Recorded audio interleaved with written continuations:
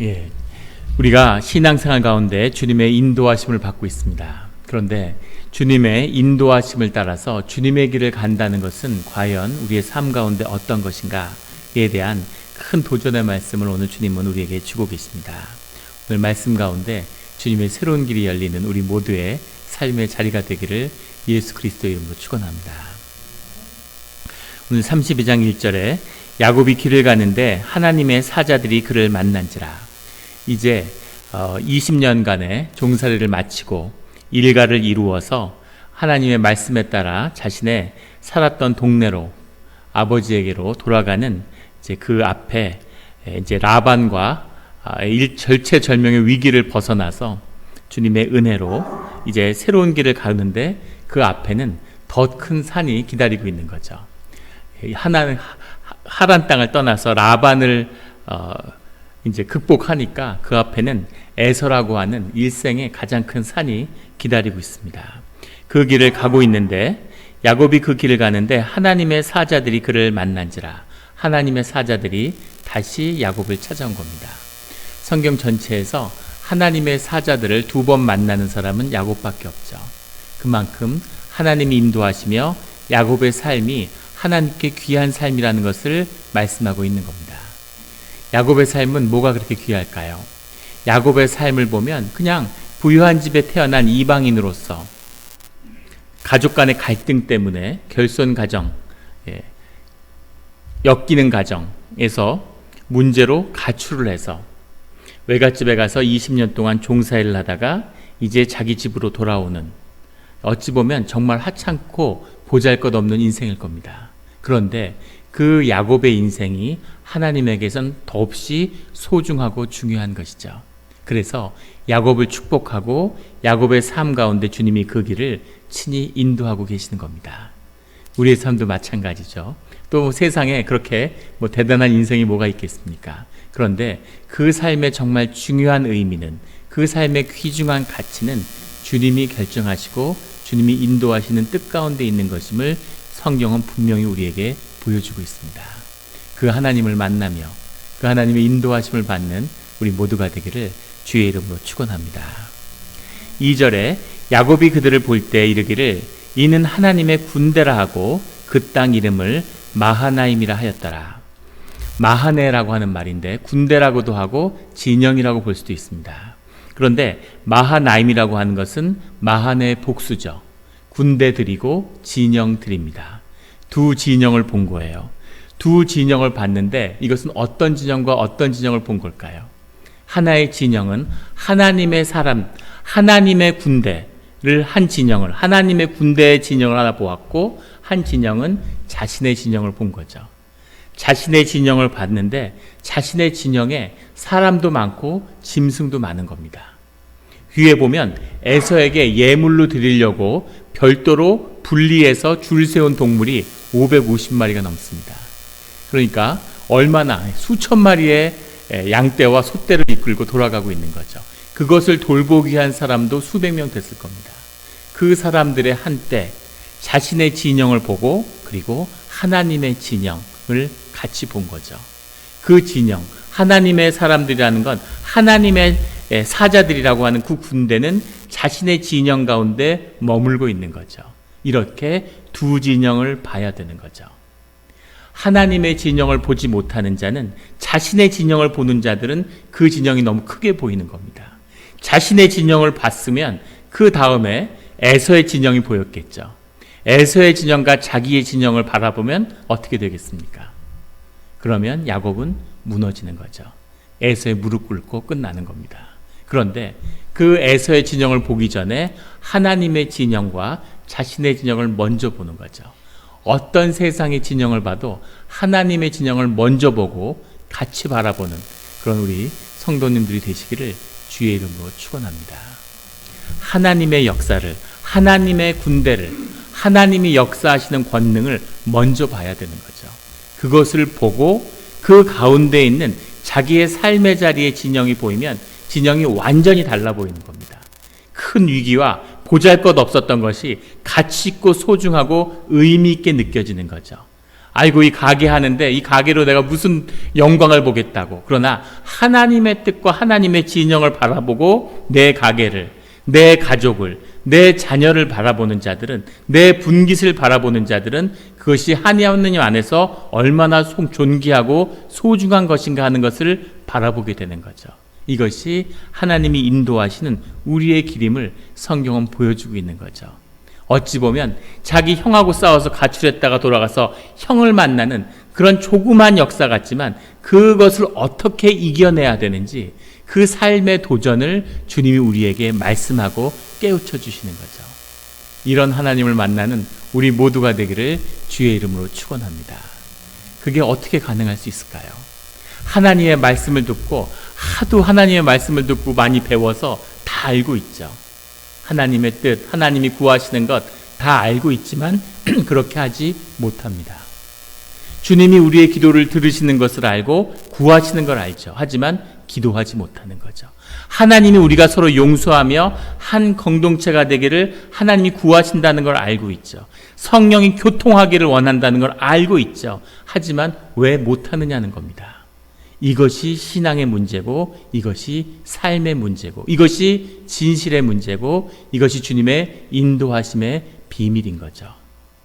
예전에 제가 섬기던 교회 한 권사님이 계셨는데, 권사님이 사업적으로 큰 성공을 거둬서 아주 대골 같은 집에 살아요. 게이트를 2개를 지나가야 그래야 들어갈 수 있는 그런 동네의 집에 삽니다.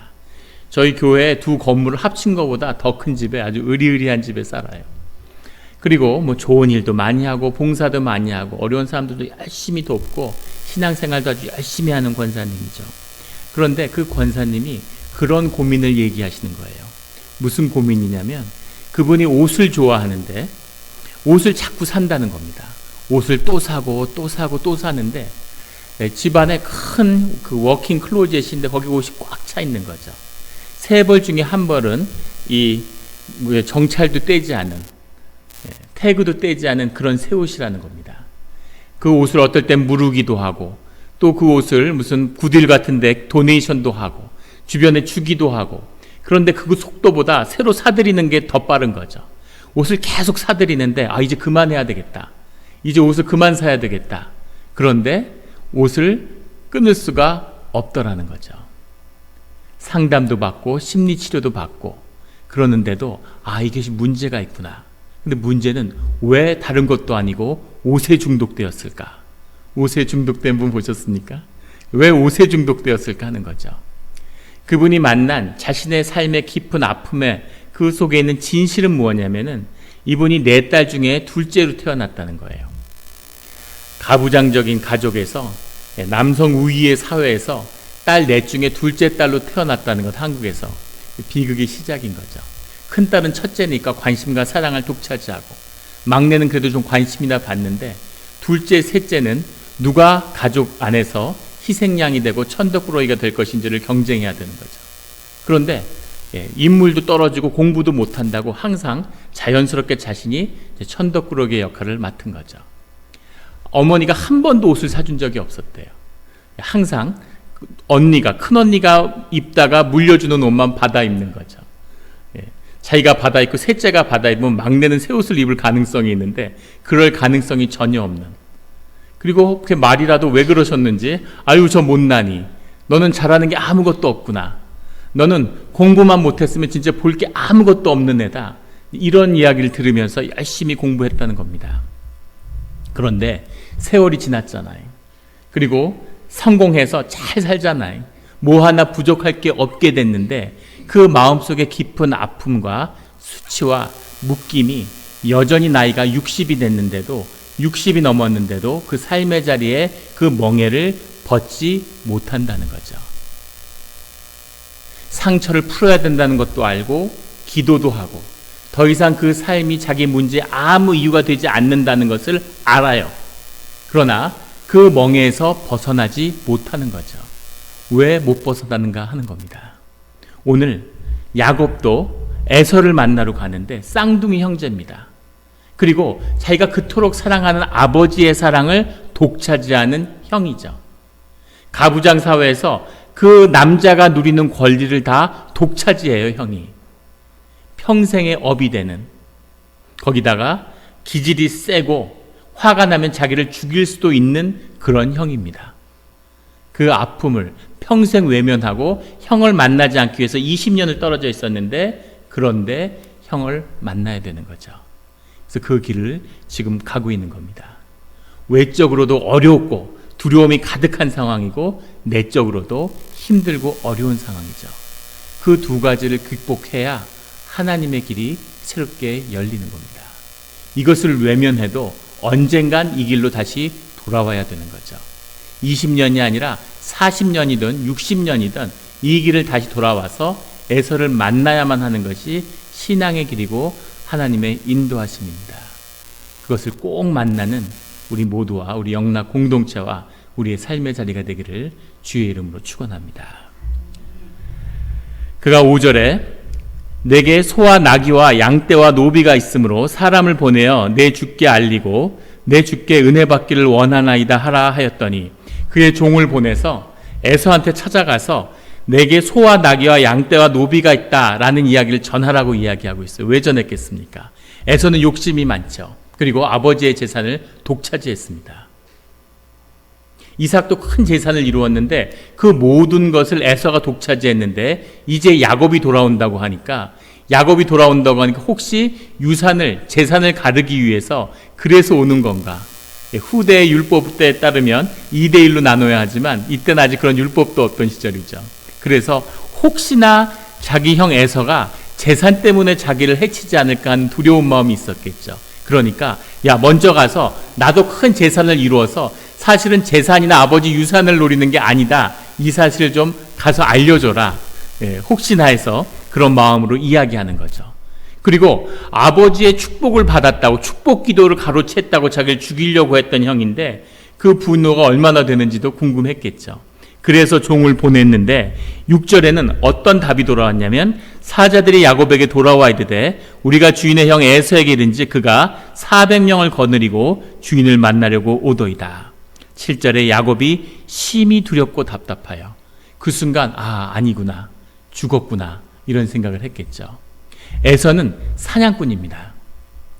사냥을 하는 사람인데 유목민족이 사냥을 한다는 게 얼마나 무서운 것인가 하는 거예요. 400명을 끌고 온다는 건 어마어마한 겁니다. 만주족이 명나라를 무너뜨리고 청나라를 세울 때 만주족이 이끌고 내려간 병사가, 만주족 전체가 30만이고 명나라가 1억 5천만 명이었죠. 그런데 30명의 만주족이 1억 5천 명의 명나라를 완전히 독차지하고 지배한 겁니다. 그런데 30명이지만 말을 타고 양을 치는 모든 사람은 다 군인인 거죠. 10만 명이 움직이는 겁니다. 그 10만 명이 움직이는데 양을 치고 소를 칠 때에는 그냥 유목민이지만 그 사람들이 말을 타고 사냥을 하면 얘기는 완전히 달라지죠. 그게 군사훈련이고 언제든지 전쟁을 할 준비가 되어 있다는 거죠. 야곱도 자기의 종이 있고 양과 소를 치는데, 자기가 양과 소를 치는 자기의 종들은 그야말로 양을 치는 사람들이에요. 그냥 양과 소를 치는 사람들인데, 에서는 사냥을 좋아하고 사냥을 하는 사람들이죠. 사냥을 하는 사람들이 칼을 들고 400명이 온다. 그 얘기는 이제 죽었구나, 끝났구나, 심히 두렵고 답답한 마음을 견딜 수가 없는 겁니다. 그 절망적인 상황에서 그 두려움, 안 그래도 두려운데 그 두려움을 더 강화시키고 확인해주는 현실과 마주하고 있는 거죠. 그런데 9절에 그 야곱이 두려움 가운데 찾은 것은 주님입니다. 주님을 찾아서 9절에 보면 여호와의 주께서 전에 내게 명하시기를 내 고향 내 족속에게로 돌아가라, 내가 내게 은혜를 베풀리라 하셨나이다. 주님, 저보고 돌아가라고 하신 것은 주님이 아닙니까? 이렇게 이야기하는 거죠. 12절에 가면 내가 그를 두려워하면 그가 와서 나와 내 처자들을 칠까 겁이 나기 때문입니다. 주님께 솔직한 마음을 이야기하는 거죠. 주님, 굉장히 두렵습니다. 우리 제 처자식 다 죽일까 봐 굉장히 두렵습니다, 주님. 이런 진실의 마음으로 주님께 간구의 기도를 드리는 거죠. 12절에 내가 반드시 내게 은혜를 베풀어 내 시로 바다에 셀 수 없는 모래와 같이 많게 하리라 하셨나이다. 주님이 언약을 주시지 않았습니까? 이 중요한 순간에 주님이 주신 언약을 다시 기억해낸 거죠. 그리고 주님께 이 언약을 내밀은 거죠. 주님이 약속하셨지 않습니까? 수많은 자손을 주겠다고 약속하지 않으셨습니까? 이 말씀을 기억하시고 이 말씀을 지켜주셔야 되지 않습니까? 라고 주님께 기도하고 있는 겁니다. 이렇게 기도를 드려야 되는 거죠.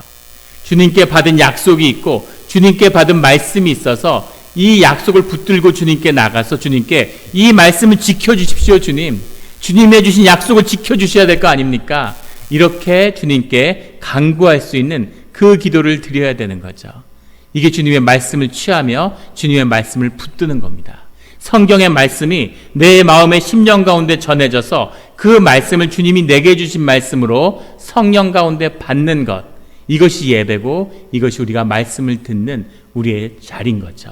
이 말씀을, 약속을 받아야 되는 겁니다. 그 아브라함에게 주었던 약속을, 이삭에게 주었던 약속을 이제 야곱이 붙들어서 야곱의 약속으로, 야곱의 언약으로 붙들어서 주님께 그것을 간구하는 거죠. 이런 말씀을 받아서 주님께 일생 가운데 말씀으로 나아가는 우리 성도님들이 되시기를 주의 이름으로 축원합니다. 이렇게 야곱이 주님 앞에 나아가고 있습니다. 그런데 16절에 가면 그것을 각각 때로 나누어, 앞에 13, 14, 15절에 가면 그가 얼마나 큰 부를 이루었는지를 보여주고 있죠. 그래서 여기 나온 숫자만 대충 합해도 한 550마리 되는데 그 양떼들을 16절에 보면 각 때로 거리를 두게 해서 쭉 앞세워서 보낸다는 겁니다. 그리고 18절에 주의 종 야곱의 것이요 자기 주 에서에게로 보내는 예물이오며 야곱도 우리 뒤에 있나이다 하라. 왜 이런 식으로 했을까요? 참 야곱은 머리가 비상하고 아주 영리한 사람이죠. 위기에 처해 있는데 자신의 모습이 드러나는 거죠. 진실의 순간이니까 쭉 세워가지고 이 550마리가 가는데 550마리가 한 번에 가는 게 아니라 차례차례 가는 겁니다. 차례차례 가고 자기가 맨 뒤에서 기다리고 나온다는 거죠. 예전에 어떤 동영상을 보는데 남자가 이벤트를 하는데, 프로포즈를 하는데 선물을 해가지고 계속 이렇게 떨어뜨려 놓는 거예요. 여자친구하고 약속한 자리에. 그래서 이게 뭐지 하고 줍고 오다 보니까 본인이 꽃다발을 들고 딱 기다리고 있는 거죠. 마음 가운데 이 에서가 야곱을 보러 가는데 마음이 계속 선물이 오고 또 오면 그걸 점점 마음이 누그러져서 마지막에 야곱을 볼 때는 마음이 그래도 많이 풀어져 있지 않을까, 이렇게 생각하는 거죠. 아주 일리가 있고 굉장히 좋은 전략이죠. 한 번에 왔을 땐 야 이게 뭐야 이럴 수 있지만 이런 걸 선물로 줬어? 이런 걸 선물로 줬어? 선물 10개를 한 번에 주는 게 효과가 있을까요? 하나를 10번에 나눠주는 게, 한 개씩 주는 게 더 효과가 있을까요? 다들 별로 서로 선물들을 안 하신 거죠. 선물을 자주 주는 게 훨씬 더 마음을 와닿게 하는 거죠. 그렇게 거리를 둬서 이 선물들을 보내고, 또 하나는 여차하면, 거리가 있으니까 여차하면 만약에 먼저 염소나 소를 보냈는데 에서가 단칼에 염소를 쳤다 이러면 빨리 도망갈 수 있으니까, 그래서 시간과 거리를 번다는 그 의미도 있습니다. 21절에 보면 그 예물은 그의 앞에 보내고 그는 무리 가운데서 밤을 지내다가 22절에 밤에 일어나 두 아내와 두 요정과 11 아들을 인도하여 야복 나루를 건널세. 밤에 있는데 아직도 건널까 말까, 안 건널 수도 없고 라반한테 돌아가겠으니까 앞으로 건너가야 되는 거죠. 하나님의 말씀도 있고 하나님이 인도하심을 받았는데 그래도 두려운 겁니다. 야곱이 어떤 사람인가 하는 걸 보여주는 것이죠. 그리고 이것은 우리 자신의 모습이기도 합니다.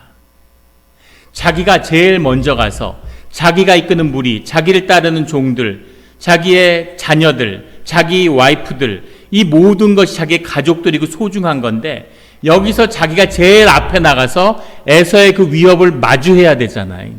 그런데 정반대로 하고 있는 거예요.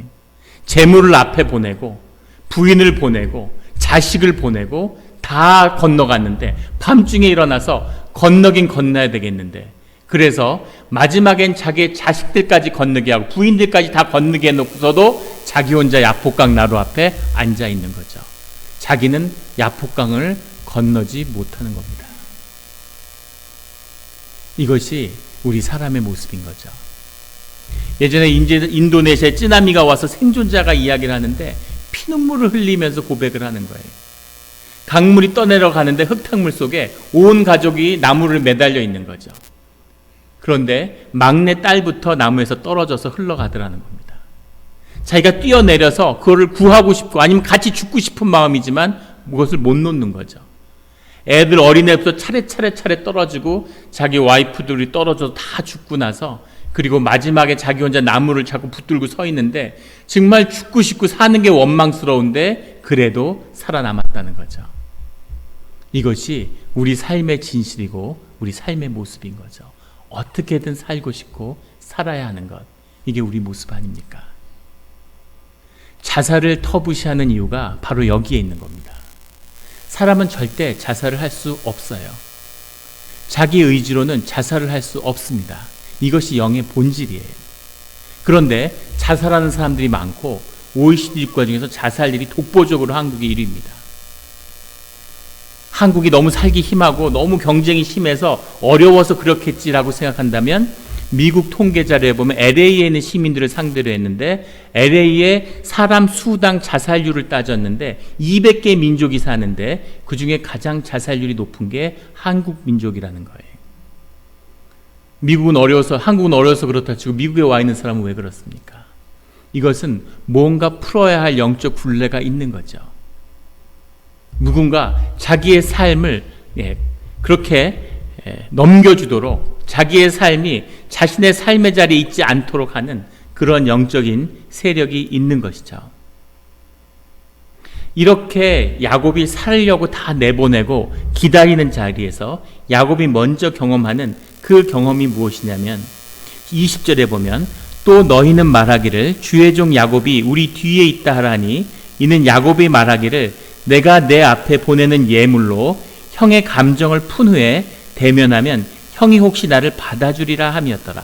내 앞에 보내는 예물로 형의 감정을 푼 후에 대면하면 형이 혹시 나를 받아주리라. 오늘 가장 중요한 단어가 마하네라고 하는 단어와 오늘 20절에 나오는 본문에 나오는 파님이라고 하는 말입니다. 얼굴이라는 말인데 이 20절 하나에만 4번이 반복되고 있어요. 그런데 그것이 의역을 하다 보니까 번역이 안 됐습니다. 정확한 원뜻을 직역하면 내가 내 얼굴로 앞으로 보내는 예물로 그의 얼굴을 덮은 후에 그의 얼굴을 보면 아마 그가 나의 얼굴을 들게 할 것이라. 이것이 정확한 해석입니다.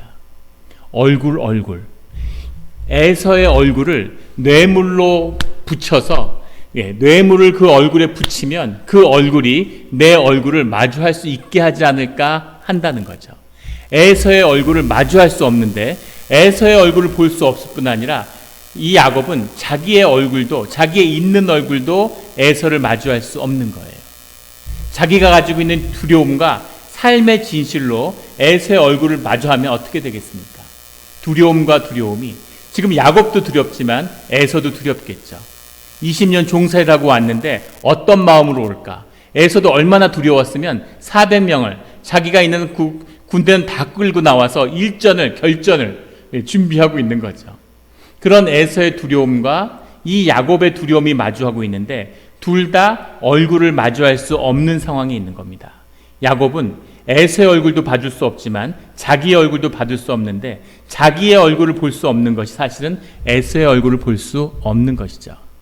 그런데 이 야곱이 에서를 만날 수 있게 된 그 비밀이 어디 있냐면 30절에 나오는 그러므로 야곱이 그곳 이름을 부니엘이라 하였으니 그가 이르길 내가 하나님과 대면하여 보았으나 내 생명이 보존되었다 함이라. 부니엘이라고 하는 것, 그것이 하나님의 얼굴입니다. 파님이라고 하는 에서의 얼굴을, 자신의 얼굴을 마주할 수 없었던 야곱이 하나님의 얼굴을 마주했기 때문에 하나님의 얼굴을 마주한 자, 하나님의 얼굴을 마주하고 살아남은 이 야곱이 이제 에서의 얼굴을 마주할 수 있는 거죠. 이것이 얼굴을 마주하는 주님과의 이 영성에 우리의 신앙에 가장 깊이 있는 비밀입니다. 창세기 50장에 가장 하이라이트라고 할 수 있을 것 같아요. 주님의 얼굴을 마주하는, 그 얼굴을 마주함으로 자신도 새로운 존재가 되고 주님을 새롭게 만나고 주님의 삶이 새롭게 열리는 그 비밀이 바로 주님의 얼굴을 마주한 데 있는 거죠. 모세가 주님의 얼굴을 마주하니까 주님의 얼굴을 마주할 때마다 그 삶의 인생 가운데 주님의 임재가 인류의 역사를 바꾸는 그런 일들이 일어나죠. 하물며 우리의 삶이 어떻겠습니까? 주의 얼굴을 만나야 되는 거죠.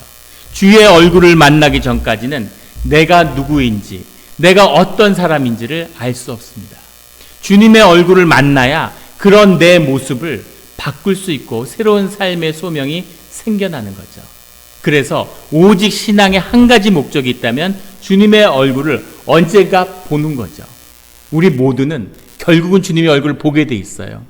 우리가 이 육신을 버리고 우리의 영이 주님 앞에 서야 될 때가 있다는 겁니다. 그런데 우리가 육신의 자리에서, 우리의 삶의 자리에서 주님의 얼굴을 대면할 수 있다면 그것이 우리의 삶과 우리의 자녀들에게 더할 수 없는 하나님의 큰 축복이 된다는 것을 성경은 우리에게 말씀하고 있는 거죠.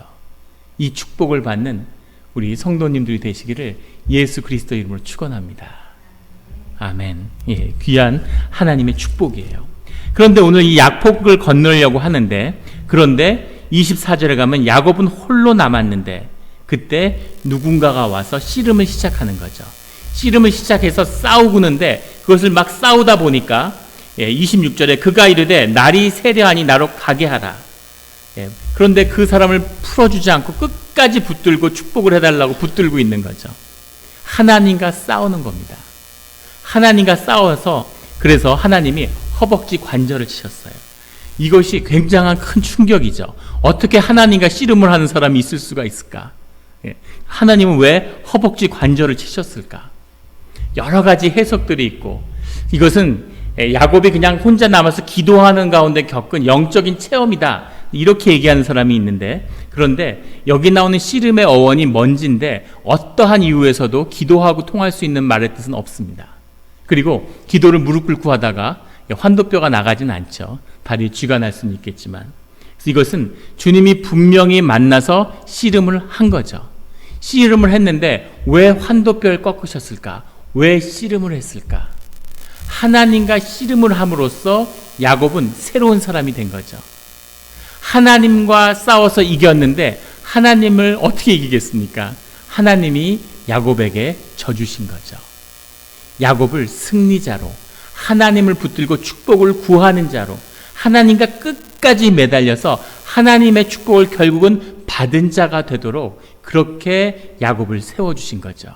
그래서 야곱의 이름이 더 이상 야곱이 아니고 남을 속이는 자가 아니라 이제 야곱은 이스라엘이 된 겁니다.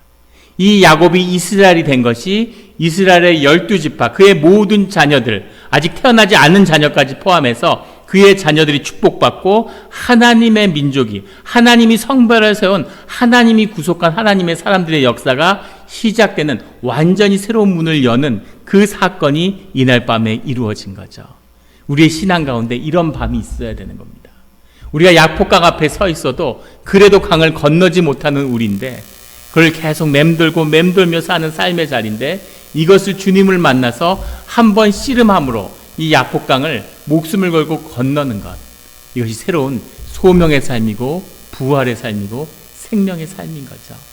십자가를 만나서 씨름해서 예수 그리스도의 보혈을 입을 때까지, 그것을 축복으로 붙들 때까지 그 씨름이 한번 있어서 그것을 넘어야, 야복의 강나루에서 몸을 한번 던져야, 그래야 새로운 생명이 시작되는 겁니다. 이것을 건너지 못하면 그러면 항상 종교로 머물 뿐이고 50년을 60년을 교회 생활을 열심히 해도 결국은 종교와 하나님과 거리를 유지하려고 하는, 하나님의 얼굴을 보지 않으려고 하는, 예배가 교회라고 하는 게 하나님과 내가 얼굴과 얼굴을 마주하는 것을 막는, 거리를 두며 내 얼굴을 지키는, 가면받게 되지 않는, 그것이 종교의 멍해고 굴레인 거죠. 이것을 깨고 한번 주님을 만나는 우리 영락교회와 성도님들, 우리 모두가 되기를 예수 그리스도 이름으로 축원합니다. 그런데 허벅지 관절은 왜 꺾으셨을까요? 환도뼈는, 환도뼈의 비밀이 있는 거죠. 환도뼈가 꺾인 사람들은 절룩거리게 되는 겁니다. 절룩절룩 하면서 이렇게 다니는 거예요. 근데 환도뼈가 꺾여서 절룩거리는 사람에게는 아주 귀중한 비밀이 있는데, 그 비밀은 뭐냐면 절룩거리는 사람은 절대 뒷걸음을 치지 못한다는 겁니다. 절룩거리는 사람은 앞으로만 걸어갈 수 있다는 거죠. 이것이 환도뼈가 꺾인 사람의 비밀이에요. 환도뼈가 꺾인 사람은 뛰지 못합니다. 뛰어다니지 못해요. 뛰어다니지 못하지만, 빨리 걸을 수 없지만, 환도뼈가 꺾인 사람은 절고 그렇게 삐걱삐걱 걸어도 앞으로만 간다는 거죠. 이것이 야곱의 삶을 구속한 하나님의 은혜입니다. 하나님이 구속하는 사람의 환도표를 치시는 거죠. 교회 가운데 항상 안쓰러운 마음이 드는 건 교회에서 하나님의 사람으로 부름받은 많은 분들이 환도뼈가 꺾였기 때문입니다. 그래서 안타까움이 있죠. 야, 저분은 진짜 세상에서 훨훨 날아다녀야 되는 분인데, 야, 저분은 한국에 갔으면 정말 크게 그 능력을 정말 크게 썼을 텐데, 그런데 여기서 이렇게 쩔뚝쩔뚝거리면서 교회에서 살고 있는 거죠. 왜 그러겠습니까? 뛰어다니진 못하지만 이제 이 야폭강가를 건너는 이 야곱은 일생 가운데 주님 앞에서 뒷걸음질치는 못하는 겁니다. 앞으로 가는 거죠. 기어가던 어떻게 가던 앞으로 걸어가는, 주님 앞으로 걸어가며 주님의 길을 걸어가는 자가 되는 겁니다. 남보다 멀리 갈 필요도 없고 뛰어갈 필요도 없고 잘 뛴다고 자랑할 필요도 없죠. 하지만 그 길이 주님이 인도하시는 길이고 주님의 길을 걷기에 그 길 가운데 주님의 역사가 시작되는 거죠. 이것이 주님을 만나고 주님이 구원하시며 주님이 인도하시는 축복받은 사람의 생명의 비밀입니다. 31절에 그가 분이엘을 지날 때 해가 돋았고 그의 허벅다리로 말미암아 절었더라.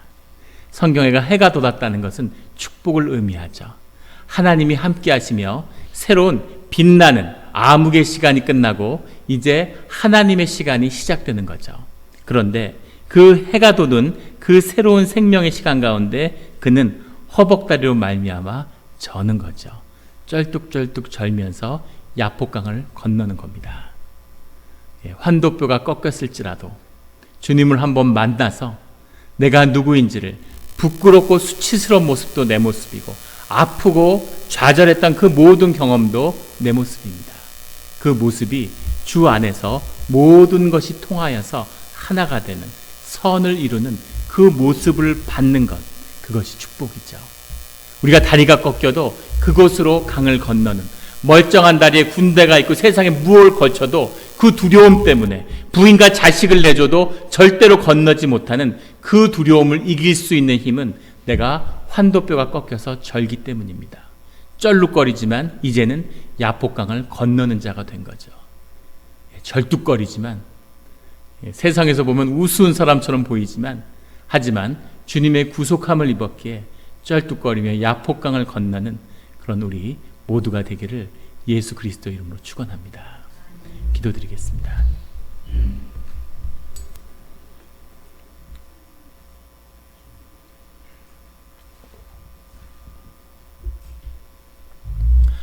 하나님 아버지 감사합니다. 주님을 믿고 주님께 희망과 소망을 두고 여기까지 왔습니다.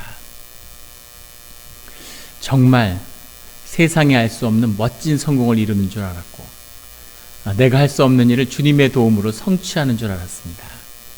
그런데 많은 것을 잃어버리고 세월이 지나고 주님 앞에서 쩔뚝거리면서 걷고 있는 내 자신의, 우리들의 모습을 보게 됩니다. 하지만 주님, 그것이 은혜였음을, 쩔뚝거리며 머리가 빠지고 이제 머리가 새하얘져서 기운도 없고 힘도 없고 우리의 기억 가운데는 아픔과 좌절밖에 없지만은, 하지만 이 모습이 주님이 받으시는 내 모습인 것을 알게 하여 주시니 감사합니다. 주여 아버지여, 우리 가운데 이 잠깐 찰나에 있는 이 육신의 삶 가운데 주님이 우리에게 크나큰 소명과 축복을 약속하여 주시니 감사합니다. 주님을 살아서 만나서 주님의 얼굴과 얼굴을 대면함으로 주의 축복이 이 땅에서 풀리는 이 성경의 비밀이 오늘 우리의 진실이 되게 하여 주시옵소서. 머리로 백날 알아도 아무 소용없는, 성경 지식을 아무리 쌓아도 아무 소용도 없는 것임을 이제는 압니다. 주여 아버지여, 살아계신 하나님을 만남으로 주의 백성의 길을 가는 삶 가운데 한번 야복강을 건너야 하는 우리의 소명 가운데 그 강을 빨리 건널수록 복된 것임을, 이제 건너야 되는 것임을 그 강을 보여주셨사오니, 그 강이 우리 앞에 있사오니 주 아버지여 그 강을 건너게 하여 주시옵소서. 환도뼈가 아니라 무릎을, 다리를, 허리를 꺾일지라도 주의 길을 가는 자가 되게 하여 주시옵소서. 감사드리며 예수 그리스도의 이름으로 기도드렸습니다. 아멘.